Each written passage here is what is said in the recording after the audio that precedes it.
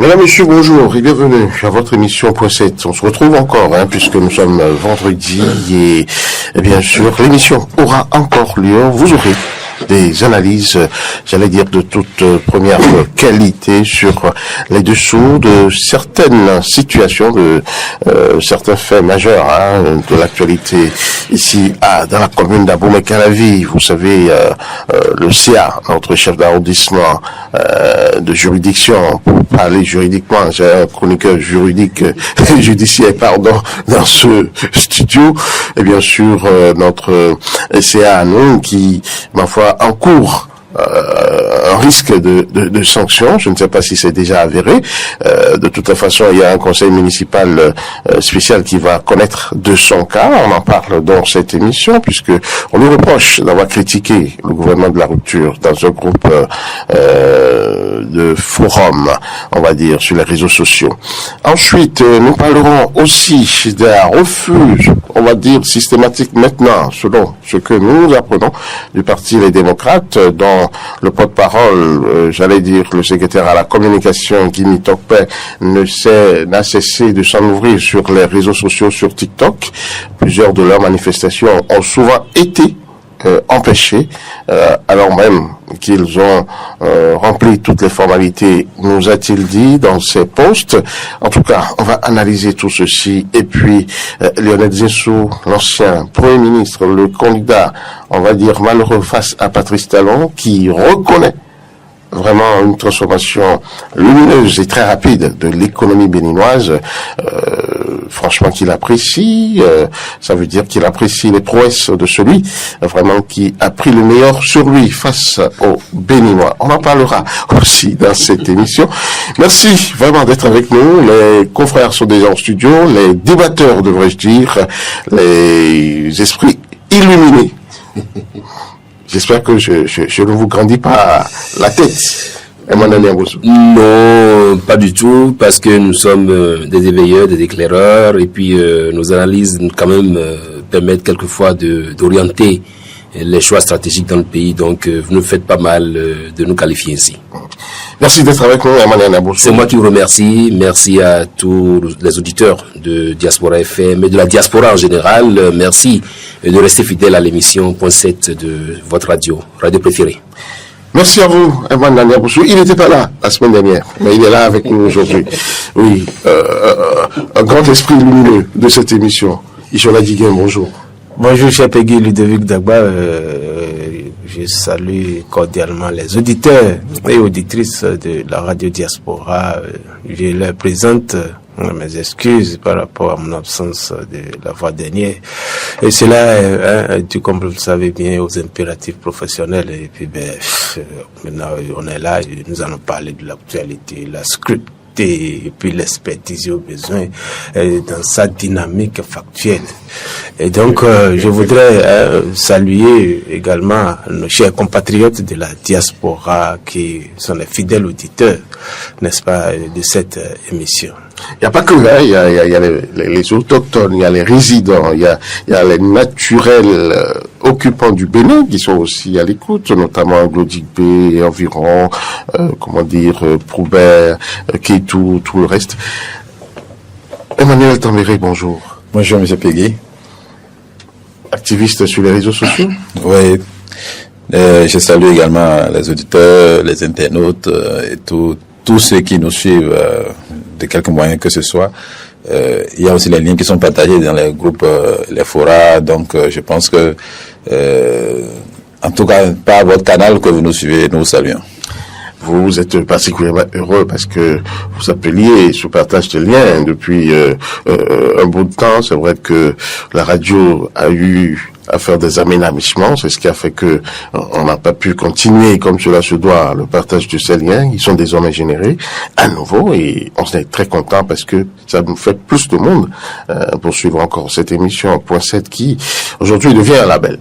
Oui, c'est ma matière aussi de travail, donc je suis plus sur les réseaux, j'aime les liens, donc et notre jeunesse est beaucoup plus avec les réseaux sociaux que la radio, il faut le reconnaître, donc où qu'ils soient, on va les atteindre. Donc je suis content. Merci d'être content et merci d'être heureux aussi de participer à cette émission. Nous allons rester chez nous pour démarrer cette émission. Une fois n'est pas coutume, notre CA, je trouve qu'il encourt des risques de sanctions. Il aurait, sorti sa conviction, on va dire, face à un certain nombre de faits, en tout cas qu'il ne partage pas, tout en étant, responsable administratif, on va dire, de la commune. Mais comment peut-on comprendre cette attitude de la part de notre CA, chef d'arrondissement? J'aurais bien préféré que le spécialiste des affaires juridiques parmi nous aborde en premier ce sujet, puisque nous, on risque de suivre la vague qui peut-être est en train de mal opiner. Donc, je veux passer la parole à... Si vous sortiez des rangs, le chroniqueur judiciaire va vous ramener. Ne vous en faites pas, allez-y, parce que c'est des faits quand même dont vous avez eu connaissance. Oui, on a quand même appris que le CA était sous menace, mais il faut aussi reconnaître que, jusqu'à présent, moi, je n'ai pas encore eu une note officielle qui explique réellement, mais on sait qu'il y a eu, ils ont convoqué une session extraordinaire pour l'interpeller. Apparemment, il serait même sur suspension, je crois, un truc de genre. Puisque même le CIE vient d'une discussion d'un groupe restreint. Ouais, donc c'est encore c'est très critique d'aborder un sujet du genre. Mais bon, on va attendre, nous on aime plutôt attendre avoir beaucoup plus d'informations, avant vraiment, voilà, exactement. Poser des actes, des mots vraiment qualifiés. Exactement. Et moi, Ndeboussou, qu'en est-il exactement? C'est difficile de prendre la parole sur ces sujets quand vous n'avez pas le motif même de ce qu'on pourrait appeler, le motif de l'interpellation. Parce qu'il se trouve que c'est dans un groupe restreint, WhatsApp, un groupe interne aux élus municipaux, je sais pas, de Calavi étant une commune à statut particulier, et donc devenue une mairie, une municipalité et tout. Donc, c'est difficile de pouvoir dire qu'est-ce qu'on lui reproche concrètement à ce chef d'arrondissement de Golo-Djigbe. Ce qu'on sait pour l'information que nous avons. Comment il a été convoqué par le maire de la commune d'Abou-Bakar. Ça, c'est un fait constant. Il a été convoqué par le maire pour une session extraordinaire, laquelle session avait pour de l'ordre du jour spécifique son interpellation. Il devait donner parce on lui aurait flanqué une demande d'explication. Et donc, je crois la réponse à sa demande d'explication, la réponse a été lue en conseil et tout. On apprend que le processus de sa suspension est déjà enclenché. J'ai plutôt deux petites questions. Est-ce que le maire est fondé en l'état à interpeller le chef d'arrondissement pour des propos qu'il a tenus dans un groupe WhatsApp restreint? Si le maire l'a fait, pas que je suppose, je compte sur la clairvoyance du conseil juridique de la mairie de Calavi, qui a sans doute dû conseiller le maire, parce que si le maire le fait alors que les tests ne l'y autorisent pas, c'est que c'est pas bon pour lui, c'est pas bon pour la suite non plus pour lui. Et donc si le maire l'a fait, le processus de suspension étant enclenché là maintenant, on dit qu'il a tenu des propos. Est-ce que les propos dits dans le groupe interne, est-ce que ça engage la communauté, est-ce que ça engage l'arrondissement à la tête duquel se retrouve ce chef d'arrondissement? Est-ce que c'est des propos qui devraient normalement être perçus comme ça et faire l'objet d'une telle procédure? Je me pose beaucoup de questions et vous savez la presse qui en a parlé, c'est pas que c'est sur les réseaux sociaux qu'on a entendu, non. Défi Info en a parlé, Info Matin en a parlé, plein de journaux sérieux de la place en ont parlé, et je pense que si ça se passe comme ça, on attend la suite. Est-ce que les tests autorisent le maire à agir de la sorte? C'est ça ma grosse interrogation.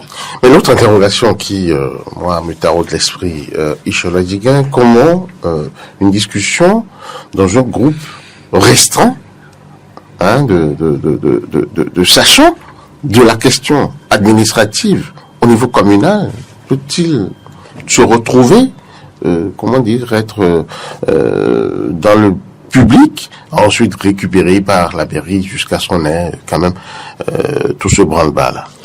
Non, écoutez, cela ne devait pas vous étonner, en ce sens que aujourd'hui nous avons les suppôts de de l'establishment actuel. Ils sont partout. Et puis, dans ce cadre, je crois que certainement parmi eux qui en auraient eu, qui, pour un oui ou pour un non, auraient fait, n'est-ce pas, l'usage, n'est-ce pas, de ce dont il s'attendait, et ce dont, n'est-ce pas, j'allais dire, ce dont, pour lequel il est missionné par rapport à ça. Et donc, ça ne devait pas étonner. Et l'autre chose aussi, c'est que, écoutez, nous sommes dans une dynamique à laquelle on a accoutumé le peuple depuis 2016. Écoutez, là où vous savez très bien, nous venons de célébrer les acquis de la conférence nationale, où je vois même des baladins, des politiques cagnons, les gens qui soutiennent, n'est-ce pas, ce qu'on ne devait pas soutenir au niveau de la gouvernance, écoutez, nous sommes dans un pays où le ridicule ne tue pas, et c'est ceux-là qui viennent célébrer les acquis de la conférence nationale pendant qu'ils contribuent fortement, n'est-ce pas, à les abattardis et tout le reste.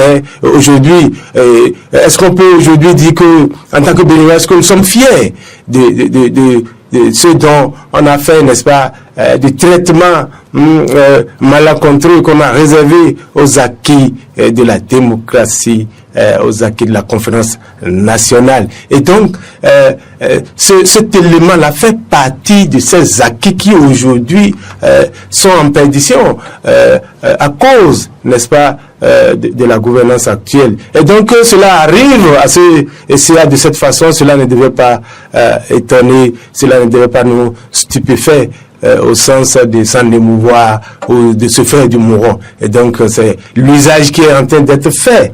Écoutez, cela, c'est cet usage-là qui est attendu et qui arrange un certain nombre d'éléments qui appartiennent certainement à ce groupe. Emmanuel Tambéry. Oui, bon, nous continuons toujours par nous poser des questions sur la procédure, sur ce qui s'est réellement passé, sur l'authenticité, sur la base juridique de tout ce qui se fait actuellement. Bon, nous sommes quand même aussi habitués. Nous sommes aussi quand même habitués de ce que beaucoup de choses se règlent, enfin, de cette façon. Quand il y a un problème, la solution est toute trouvée et il faut en même temps voir les mesures à prendre pour régler le problème, même si ça ne respecte pas tout le temps la procédure normale. Donc c'est clair quand même que nous allons encore une fois attendre, s'assurer de ce qui se passe, voir quelle a été la procédure, apprécier si ça a été respecté, si ça n'a pas été respecté, mais on pense quand même que c'est la preuve que la liberté d'expression quand même sont mises à l'épreuve. Sinon, d'un groupe restreint, que aujourd'hui nous en sommes à cette étape, même s'il y a des dérapages, on peut quand même régler ça entre eux. On peut régler ça entre eux. C'était un peu une session, je pense pas que ce soit une réunion formelle. Donc s'il y a quelque chose, bon, on devrait quand même plusieurs lignes sur ça, c'est là, la famille, non? Donc je pense qu'on aurait pu trouver une solution en famille, parce que tout le monde pêche, non? Tout le monde peut se tromper, tout le monde peut avoir à un moment donné un comportement déplacé. Donc, puisque c'est en famille, puisque c'était quand même dans un cadre très restreint et pas, je ne pense pas que ce soit dans une réunion formelle, on aurait pu quand même trouver une solution plus, enfin, entre eux, pour éviter que... Une solution amiable. Pour éviter qu'aujourd'hui nous en soyons là où nous sommes et que nous soyons en train de nous poser plusieurs questions. Donc, vivement qu'on essaie de nous permettre de s'assurer que tout ce que les gens disent, ils le disent librement, et qu'il n'y ait pas de crainte. On a aussi besoin de le savoir. Je le disais tantôt que nous sommes à une période où on a besoin de savoir qui est qui. Il faut qu'on permette à ce que chacun parle pour qu'on apprécie. Est-ce que, on peut faire confiance, on peut pas faire confiance. Mais si chaque sortie peut être, chaque sortie ou chaque intervention peut être sanctionnée d'une suspension, c'est clair quand même que, est-ce que la suspension est déjà prise? Est-ce que on peut dire que le chef d'arrondissement est déjà suspendu de son poste. Pour ce que nous avons eu de cette session extraordinaire, on dit que le processus de suspension est déjà enclenché, que le maire est attendu dans un délai donné pour prononcer la suspension. Est-ce que, vous savez, ce qui aujourd'hui fait que nous sommes en train de, nous ne sommes pas péremptoires, c'est qu'il y a beaucoup de tests sur la décentralisation. Les tests aujourd'hui qui régissent ce secteur-là sont des tests un peu épars, des tests pas trop centralisés, pas trop clairs, de sorte qu'aujourd'hui on s'interroge sur le bien fondé, sur l'habileté, sur le fondement juridique de cette interpellation du maire de la ville. Pour un groupe WhatsApp interne, c'est-à-dire que ce qui aujourd'hui fait que... Si c'était un groupe de travail, on pourrait comprendre. Oui, il s'agit plutôt d'un groupe WhatsApp, d'après ce qu'on nous a dit, dans lequel le gars, il a émis une opinion. Oui. D'accord? Oui, Et ce que je dis, si oui. On s'entend que, par exemple, entre nous, membres, chefs d'arrondissement, chefs des différents arrondissements de la commune de Calavi, on crée un groupe, et c'est dans ce groupe que on travaille sur des questions sensibles et tout, et qu'ils en viennent à émettre des points de vue qui sortent, on va dire, du cadre, on peut l'interpeller à ce moment-là, puisque là, on serait en position de travail. Mais si c'est pour juste rigoler, en tout cas batifoler, comme on le dit, ben, est-ce que c'est admis? N'est-ce pas de la discussion que jaillit la lumière? C'est de la discussion, et un philosophe l'a dit, que jaillit la lumière.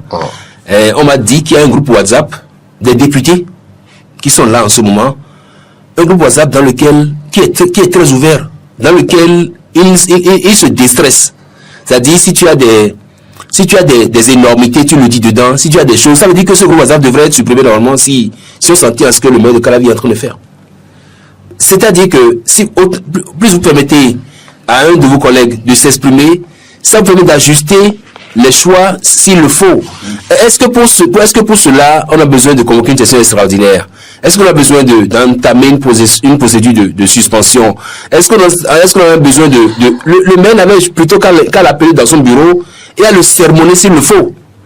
Pour lui dire, attention, vous avez dit telle chose. Peut-être il peut se faire assister de 2 ou 3 conseillers s'il le veut, et le sermonner, et puis ça passe, et puis et s'il récidive, on peut lui dire, voilà, récidive, voici ce qu'on te fait. Mais moi, je dis, j'ai pas envie de reprendre le titre d'un journal. Il dit, décentralisation, c'est dans la boue. Est-ce que c'est dans la boue? Oui, c'est dans la boue, parce que on n'a pas besoin de tous ces scénarios-là pour nous faire croire qu'on travaille pour Patrice Talon. On n'ira quand même pas jusque-là. Non. À dire que la décentralisation est dans la boue. Malheureusement, c'est un journal qu'il a écrit et je ne fais que répéter ça. Non, soyons sérieux. Quelles sont ses appréciations? Mon cher Peggy, soyons sérieux. Et allons. Mon cher Yabossou, qui m'excuse de lui avoir arraché aussi la parole. Écoutez, le monsieur qui est en train de traiter le dossier, je ne voudrais pas appeler de nom, est aux ordres. Il faut le comprendre. Je l'ai dit tout à l'heure. Écoutez, ce qui se passe aujourd'hui va à l'encontre des acquis de la démocratie. L'usage qu'on est en train d'en faire, écoutez, les arrange. J'ai dit tout à l'heure qu'il y a des suppôts. Il y a de ces laquais qui ont intérêt à ce que ça se passe ainsi. Certainement que le monsieur était déjà dans le viseur, dans leur viseur, et puis aujourd'hui que il a, bon, je ne sais pas, c'est une erreur ou je ne sais quoi, mais c'est un groupe restreint, il a parlé, puis ça suffit. Voilà, on s'en sert de je ne sais quoi. Écoutez, donc à ce niveau-là, il faut comprendre que le traitement qui est réservé à ce dossier ne pouvait pas en être autrement. Écoutez, on a profité, on a dit, en tout cas moi j'ai appris qu'il se reproche d'un monsieur, un ancien proche du pouvoir qui aujourd'hui se retrouvait dans un ergastule, et puis aujourd'hui il est dans une panade qui ne dit pas son nom. Et donc à partir de ce moment-là, il faut trouver un prétexte pour l'embastir, également le sortir, n'est-ce pas, du jeu. Telle est la raison pour laquelle il vit actuellement une pareille situation. Il se retrouve un peu comme son maître dans la panade. Et par rapport à ça, on ne devait pas s'en étonner. On ne devait pas être stupéfait. Et donc, tout ce qui est en train d'être fait, n'est-ce pas, rentre dans cet élan que le peuple béninois désapprouve depuis 2016. écoutez, les attitudes liberticides. C'est ça qui se poursuit. Le code du numérique est là. Le règne du traumatisme et n'est-ce pas, et de la psychose généralisée, c'est cela qui se poursuit. Il faut faire en sorte que les autres aient peur, n'est-ce pas, d'émettre des voix critiques. Et quand on émet des voix critiques sur le régime actuel, cela devient, écoutez, épidermique. Vous le savez mieux que moi. Emmanuel Tambéré, on va clore ce dossier. Est-ce qu'il y a des espoirs? Qui vit doit toujours espérer. Donc, je crois que on doit toujours garder espoir. Si on perd espoir, c'est que ça veut dire que on a perdu le sens même de la vie. Donc, il y a de l'espoir. Il y a de l'espoir. Ce qui est sûr, c'est tout ce qu'on a comme information, tout reste à avoir de confirmation et des notes officielles pour confirmer, pour que nous puissions savoir que réellement la procédure enclenchée ou c'est effectif. Donc, tant que ce n'est pas encore arrivé à cette étape, peut-être que je pense aussi que vous allez constater que nous sommes aussi à un moment où beaucoup de choses sont en train de s'alléger. Il y a quand même une douceur qui se remarque de temps en temps. Peut-être que c'est un bon vent qui pourrait... Ça va bien se décanter, cette situation. Exactement. On aboutirait peut-être pas forcément à la suspension. Non, on espère. Ouais. Merci beaucoup. Merci, chers confrères. On est resté chez nous, mais on va pas non plus s'éloigner quand même d'Aboubacar Kalavi, puisque Aboubacar Kalavi a connu, et bien sûr aussi, des situations d'empêchement de manifestation du parti les démocrates qui se plaignent, le parti qui se plaint depuis un moment du refus systématique du pouvoir actuel, notamment de les voir faire des redditions de comptes. Des députés du parti ont été empêchés en fait de tenir des meetings avec leur population, avec leur mandat. Comment on peut comprendre cette affaire, Ishola Dié? Non, écoutez, je crois que je reste droit dans mes bottes. Cela s'inscrit également dans l'élan liberticide que je dénonçais il y a un instant. Mais attendez, c'est encore le même monsieur. Attendez. Vous dites élan liberticide pour quand même tenir un meeting, pour tenir une manifestation sur une place publique, il faut quand même remplir des formalités. Non, vous savez aujourd'hui mieux que moi que les libertés fondamentales sont à rude épreuve. À partir de cet instant, nous devons, n'est-ce pas... Pourquoi dites-vous que ces libertés sont à rude épreuve? Est-ce qu'il y a des cas flagrants d'interdiction de manifestation publique? Non, écoutez, la manifestation qui est interdite pour, n'est-ce pas, les démocrates, cela rentre dans le cadre, n'est-ce pas, des libertés fondamentales dont je parle, les libertés publiques. Oui, mais ici, en matière de liberté, ici, on n'a que les démocrates qui parlent. On n'a pas entendu l'autorité qui a interdit. On n'a pas entendu le son de cloche de la partie en face. Alors, est-ce qu'on peut directement conclure à une interdiction de chef? Non, écoutez, vous savez mieux que moi, puisque vous êtes apparemment proche du pouvoir. Et donc, il faut dire... Non, sérieux. Comment sommes-nous proches du pouvoir? Non, écoutez, on est journaliste et on reste journaliste. Et on se doit de faire preuve et montre d'équilibre, je vous en prie. Quand on dit A, il faut dire B. Non, je n'en disconviens pas, mais je vous le concède, mais au-delà de cet aspect, je crois que les auditeurs savent bien faire la part des choses. Et donc, c'est le même monsieur qui est dans sa logique. Écoutez, ce qui se passe aujourd'hui, c'est un peu comme je voudrais dire la métaphore du cheval mourant. Cela rentre dans le cadre des dernières ruades d'un cheval mourant. Et donc la bête est atteinte, elle agonise. Il faut la lui permettre tout au moins. Écoutez, et donc aujourd'hui, les démocrates constituent le chef de file de l'opposition. Il ne faudrait pas dénier, n'est-ce pas, ce fait. à partir de ce moment, de quel test ou, j'allais dire, loi peut-on se prévaloir pour les empêcher de manifester? Vous n'êtes pas sans savoir qu'à chaque fois qu'on les empêche, n'est-ce pas, de se manifester ou de faire leur reddition de compte, comme ils l'ont dit, le chargé à la communication n'a de cesse de venir, n'est-ce pas, sur la scène pour, n'est-ce pas, démentir et même parfois exhiber les papiers qui les autorisent, n'est-ce pas, à se manifester. Mais on les empêche dans quel intérêt? Écoutez, cela rentre dans le cas du musulman que nous constatons. Ce règne, n'est-ce pas, qu'on a installé, cette psychose qu'on a installée depuis 2016, et c'est cela que nous vivons, même au sein des populations aussi, quand nous sortons du cadre politique, même les populations, on a évoqué le cas du CA, hein, là aussi, il y a problème. Hein? Écoutez, si quelqu'un dit le contraire, c'est que celui-là n'est pas avec le peuple, il est avec la nomenclature, l'establishment, et donc il aurait certainement quelques prébendes de l'autre côté qui lui permettraient, n'est-ce pas, de venir raconter des carabistouilles, et verser dans des logorées, comme le fait notre cher ami, notre ancien ami, confrère, qui est de l'autre côté aujourd'hui, vous savez, suivez mon regard.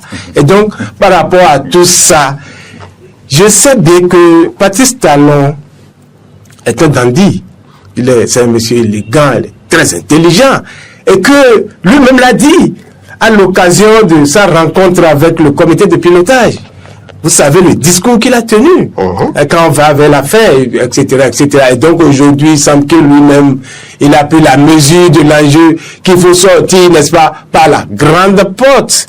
Et donc par rapport à ça, moi je voudrais désormais le voir, et c'est la même chose, hein, à l'instar de mes compatriotes, je voudrais le voir, n'est-ce pas, sortir par la grande porte, extirper de sa gouvernance les éléments que nous avons toujours déplorés, que nous avons battus en brèche, qu'il puisse extirper ces éléments nauséabonds de sa gouvernance pour que finalement il puisse être porté en triomphe comme il ambitionne si bien. D'accord. Emmanuel Mboussou. Je pense qu'il faut voir à travers les agissements de ces interdiseurs. C'est le mot existe. On va chercher. D'accord. Il faut voir à travers leurs agissements des manœuvres pour tailler la part belle à l'opposition. Parce que nous avons un peu béninois qui est foncièrement, qui se range foncièrement du côté des victimes. Ça s'est passé quand Yayi était au pouvoir 2006-2016.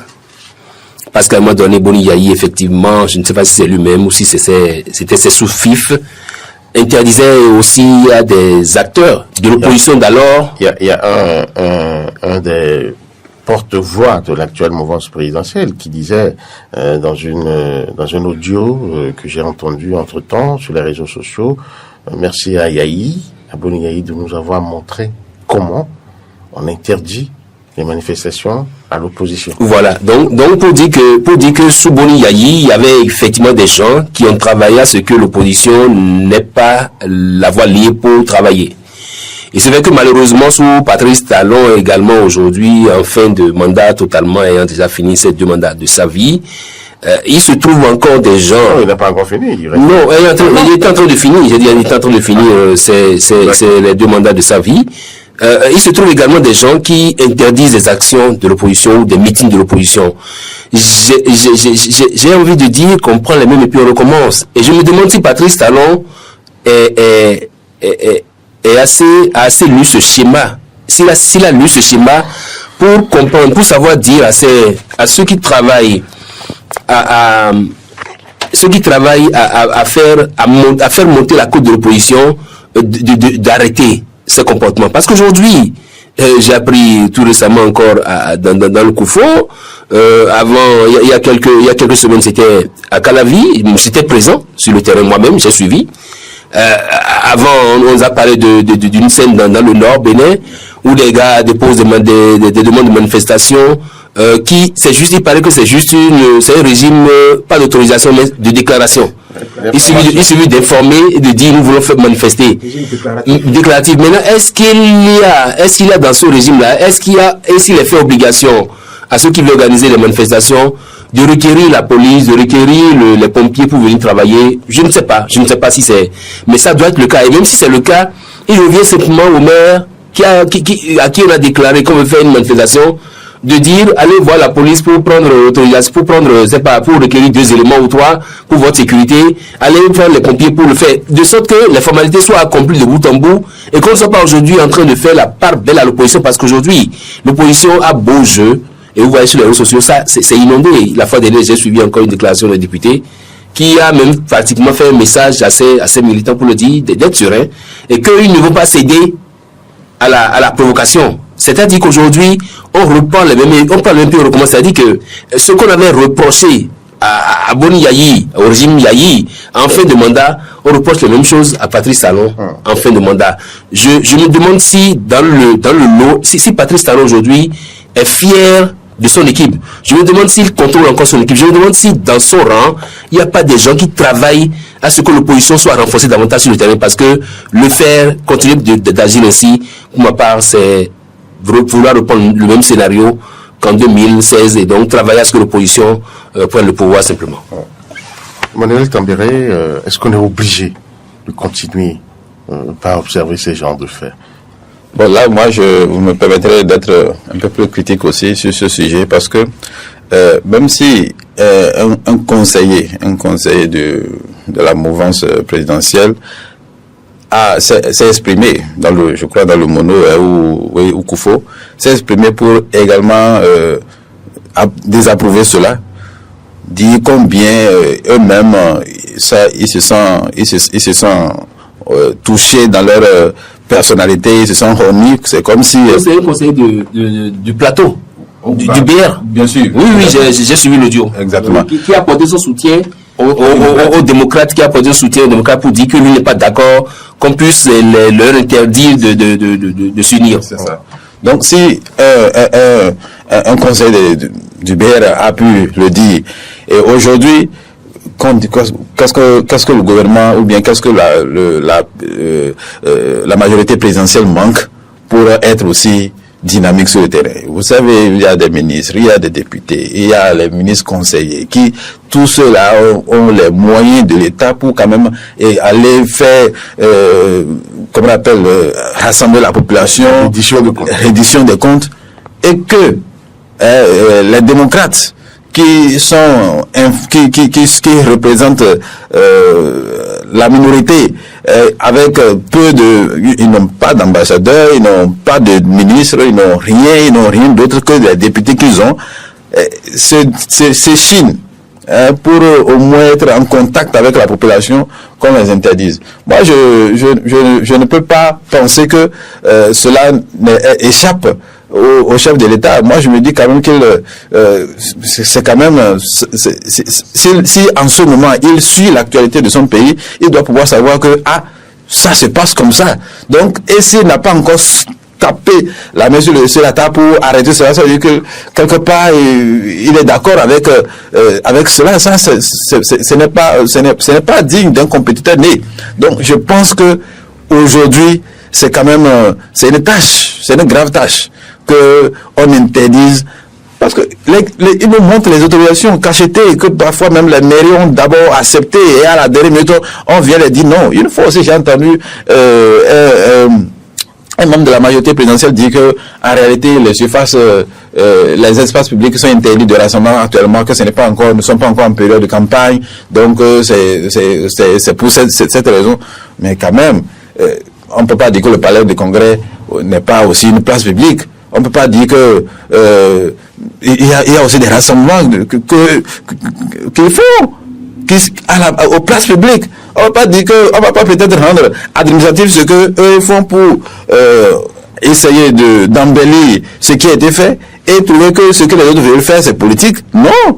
eux aussi, c'est des élus qui rentrent pour rencontrer ceux qui les ont mandatés pour être telle ou telle chose. Donc, ils doivent rassembler ces gens pour leur dire, ah, voilà ce que m'avait dit de faire, voilà là où nous en sommes, voilà ce qui se passe, voilà ce qui se passe. Donc, je pense que c'est une tâche grave pour moi. C'est vraiment, c'est triste que nous constatons cela.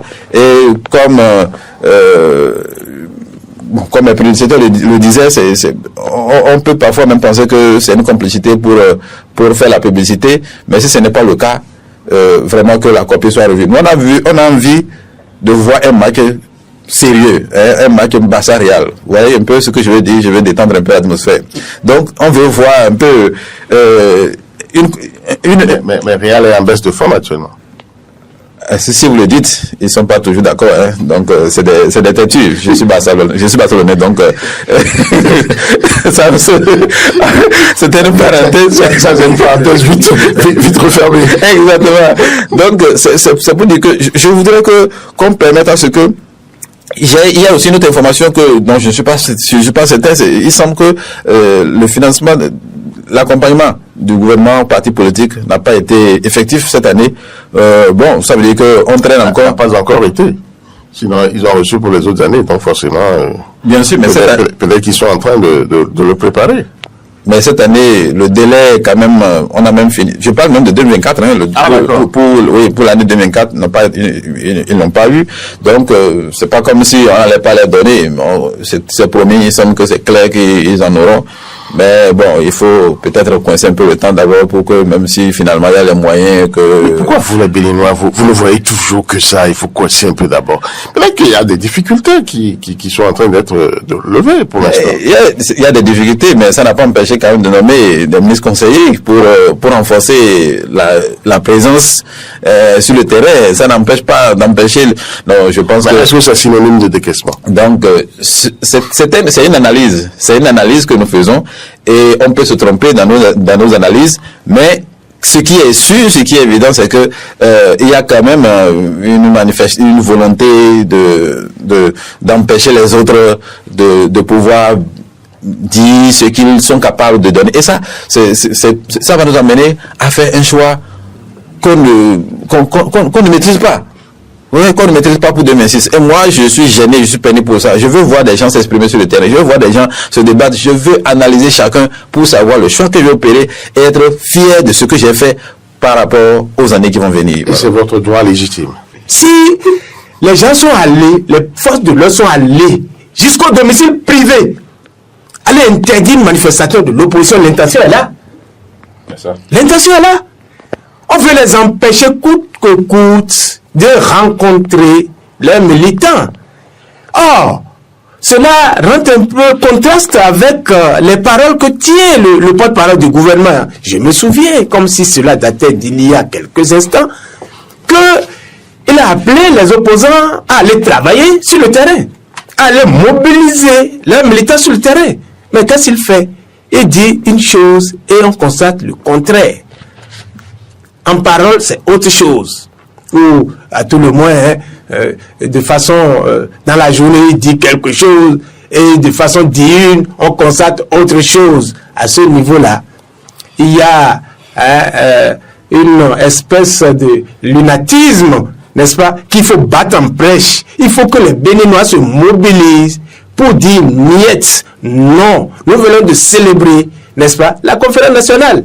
Vous le savez, et si ces faits-là se déroulent sous nos tropiques, c'est suffisamment grave. Je me souviens aussi que récemment, il y a eu un classement d'une institution internationale qui est sorti où on a déclassé le Bénin. Le Bénin est passé d'une démocratie imparfaite à une démocratie hybride. Et qui dit démocratie hybride, vous savez très bien ce qu'on met dans hybride. Écoutez, à partir de cet instant-là, ça veut dire que nous dégringolons. Et d'ailleurs, depuis 2016, nous n'avons de cesse on a réalisé de belles ouvrages, de belles infrastructures, mais on ne saurait, n'est-ce pas, s'en prévaloir à tous les points de vue. C'est impossible. Sur le plan de la démocratie, il y a problème. Sur le plan des libertés, il y a problème. Souvenez-vous du droit de grève. Les syndicalistes, désormais, c'est 10 jours de droit de grève. Là, c'est indicible. Mais ils n'en font plus même. Écoutez, aujourd'hui, il y a ce musellement, cette restriction qui est véritablement dangereuse pour mon pays, pour la démocratie, autrefois considérée comme étant le laboratoire, le panthéon de la démocratie. C'est mon pays. Le parangon, n'est-ce pas, de cette vertu démocratique, c'est bien mon cher pays, le Bénin. Mais aujourd'hui, on la conduit tout progressivement dans la falaise. Elle apparaît, n'est-ce pas, comme cet éléphant qui est suspendu au-dessus de la falaise, la queue attachée à la marguerite. C'est suffisamment dangereux. Il faut que les dirigeants actuels puissent, n'est-ce pas, prendre suffisamment conscience de ce fait pour éviter, n'est-ce pas, d'aller vers cette piste pour sortir par la grande porte comme il prétend, n'est-ce pas, le faire savoir. D'accord, merci beaucoup. Non, moi je pense que parlant des grèves, on ne peut quand même pas vouloir parler du gouvernement et dire que les grèves constituent... J'espère que vous ne serez pas traité aussi... Non, pas du tout. On ne peut quand même pas dire que les grèves constituent une sorte de musellement. Non, pas du tout. Puisque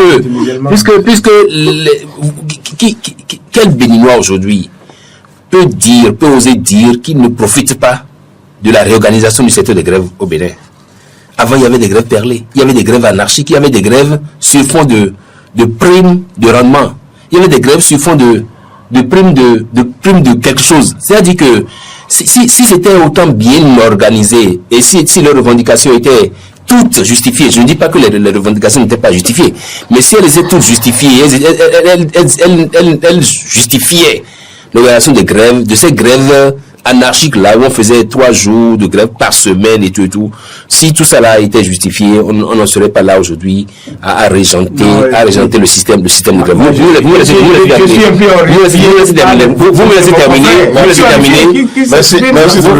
laissez terminer. Et donc aujourd'hui, on est tous contents quand même de savoir que dans le secteur de la santé, on ne laisse plus nos parents mourir dans les trucs. Et vous avez constaté que malgré les 10 jours de grève qu'on a donnés à certaines personnes, à certains secteurs, ils n'en jouissent même pas, ils n'en font même pas.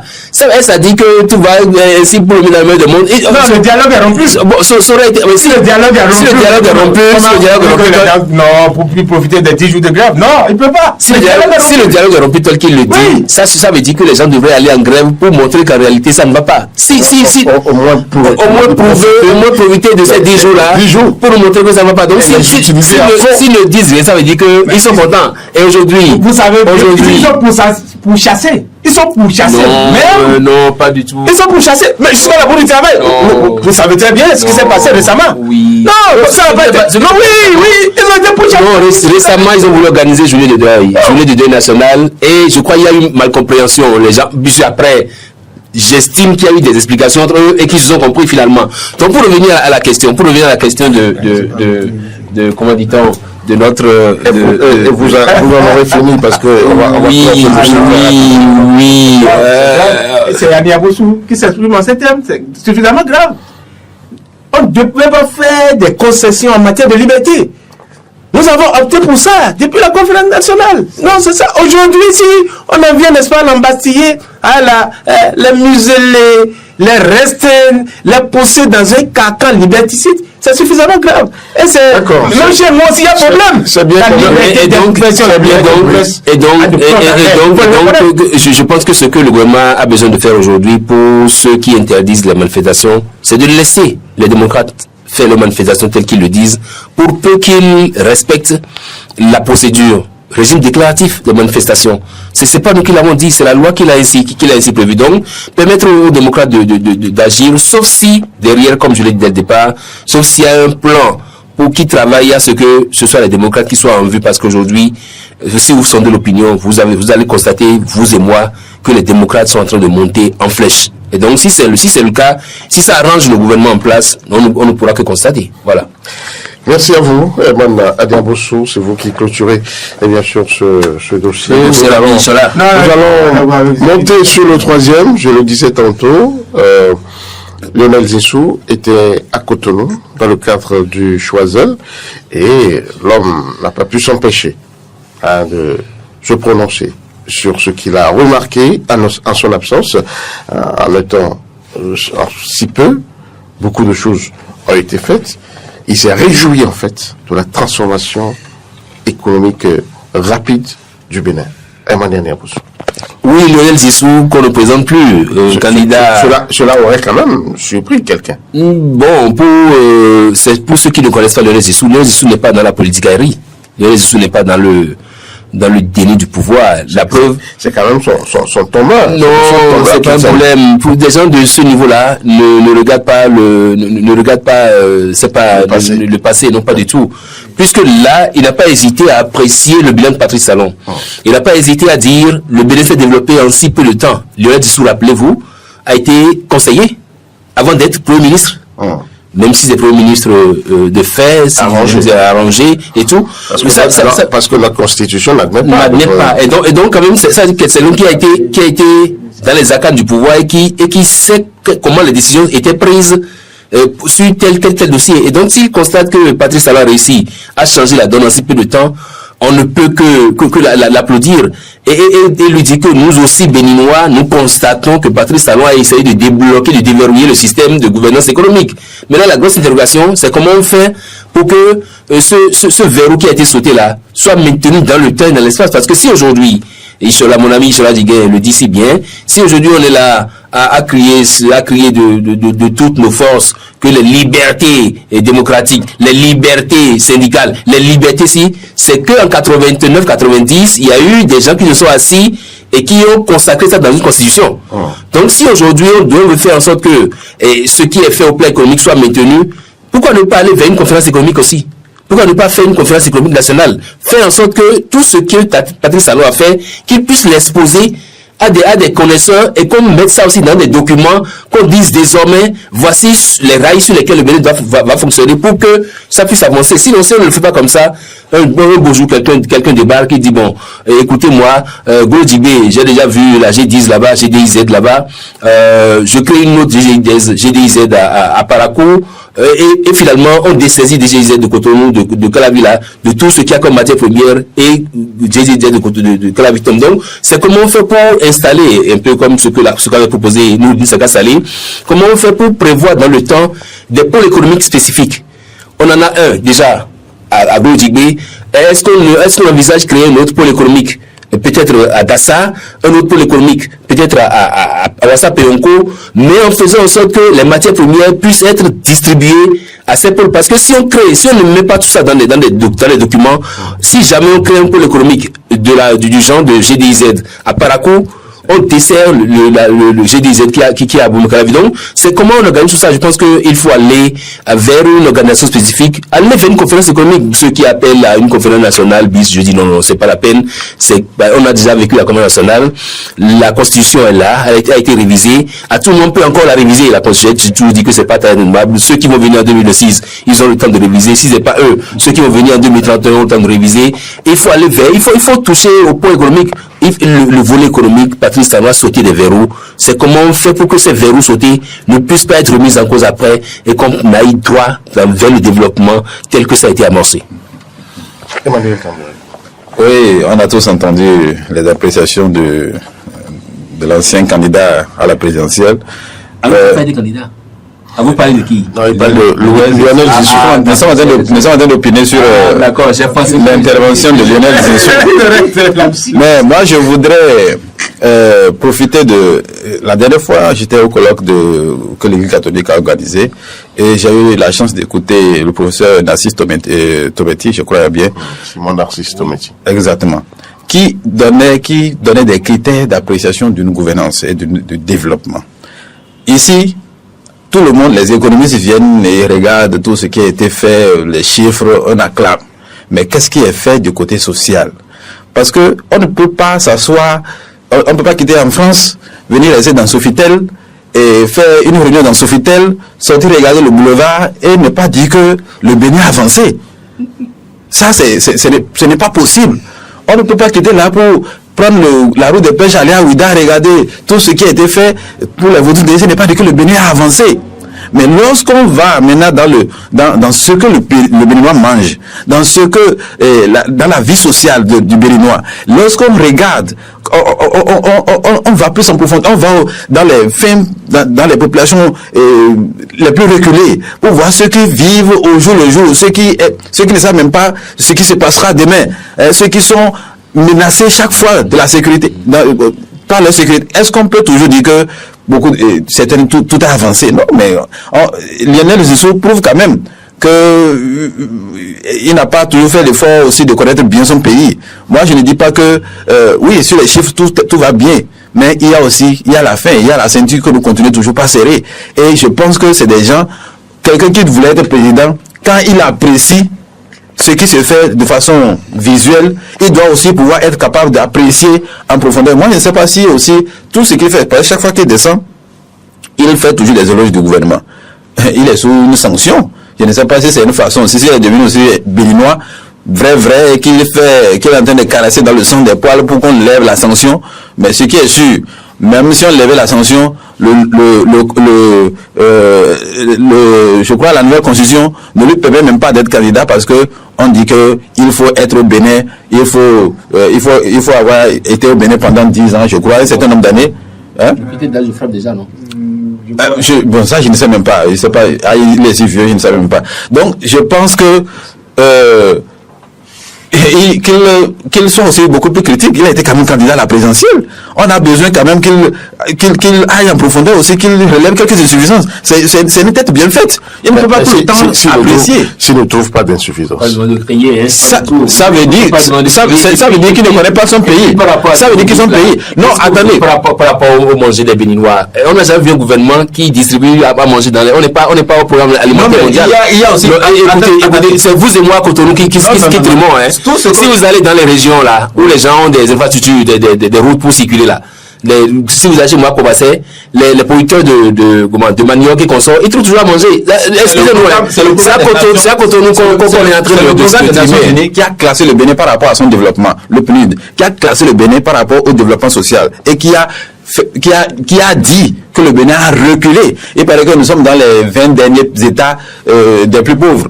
Par rapport on a tellement reculé sur ce plan-là. Donc, ce ne sont même pas des études qui viennent. Non, il y a aussi quand la Banque mondiale fait, quand les autres fonds là viennent, tout est ouvert. Mais le PNUD aussi a dit que il y a un recul.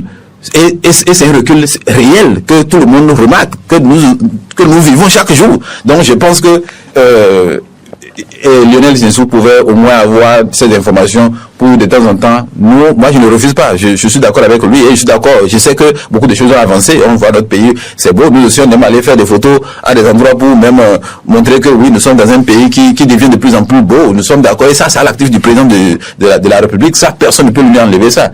Les routes, les chantiers, tout ça, on ne peut pas enlever cela au chef de l'État, mais j'ai dit aussi que Lionel Zinsou doit pouvoir avoir une critique des interventions critiques. Non, voilà. Rien de nouveau sous le soleil. Hein.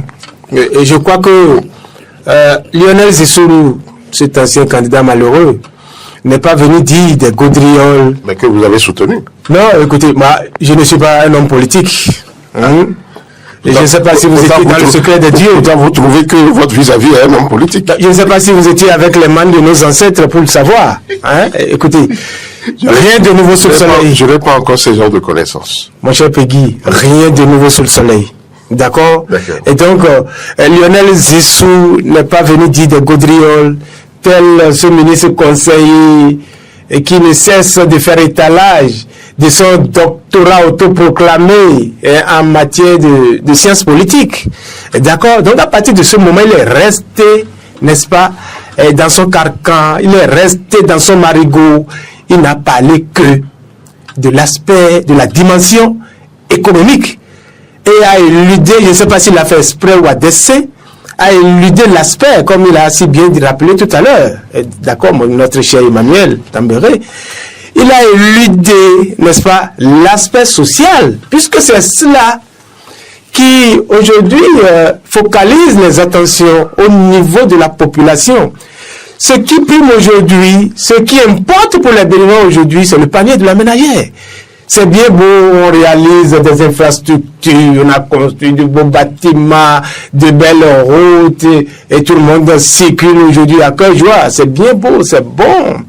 Le chef de l'État, pour l'avoir fait, est resté dans son rôle. Il n'a fait que concrétiser les promesses et un certain nombre de pas, n'est-ce pas, dont recèle ses ambitions. Vous avez encore une minute. Hein. Ses promesses.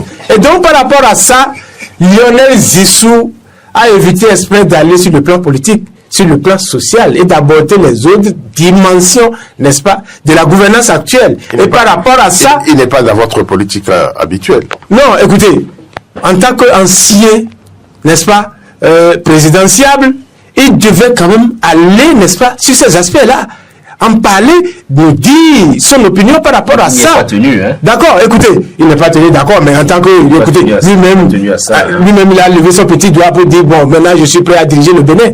Mais on l'y a empêché. Les gens ne l'ont pas suivi. Donc à partir de ce moment-là, il est suffisamment outillé pour opiner sur les différents aspects de la vie socio-économique de mon pays. Donc il n'a pas fait. Il n'a pas fait. Il est resté, n'est-ce pas, sur les aspects infrastructures, construction de routes, construction de bâtiments et autres. Il s'est limité à cela. Et c'est un peu dangereux. Et maman, à ce niveau-là, je ne l'ai pas apprécié. Il devait aller au-delà pour, n'est-ce pas, aborder, n'est-ce pas, la gouvernance dans tous ses aspects. Et non seulement, bon, écoutez, rester dans son marigot. Attention. On peut pas toujours avoir... Attention. Lionel Zissou, c'est 71 ans de vie. 71 ans. Lionel Zissou, c'est un des patrons de certaines banques de France. En France, oui. Lionel Zissou, il a été candidat à l'élection présidentielle. Il a été, non, pas, que ce soit pas acheté ou pas, il a été candidat de la majorité respectable.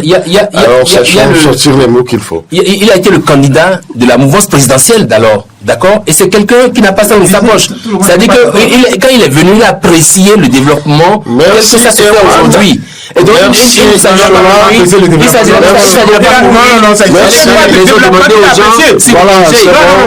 le débat fait rage en studio.